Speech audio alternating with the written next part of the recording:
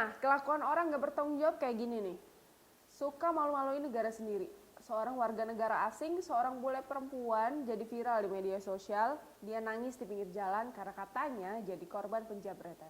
Ya ampun. Seorang wanita berkewarganegaraan asing menjadi korban kejahatan di kawasan Jalan Braban, Kerobokan Kelut, Kecamatan Kuta Utara, Kabupaten Badung, Bali pada Selasa 7 Juli 2020 sore hari.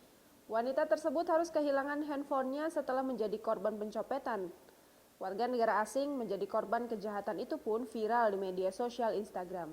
Dari rekaman video singkat yang dibagikan di akun Instagram, terlihat seorang wanita berkewarganegaraan asing terduduk lemas sambil menangis.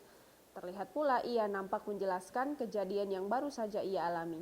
Dikabarkan wanita tersebut kehilangan handphone miliknya setelah dijamret oleh pelaku di kawasan Jalan Braban, Kerobokan Kelut, Kecamatan Kuta Utara, Kabupaten Badung, Bali.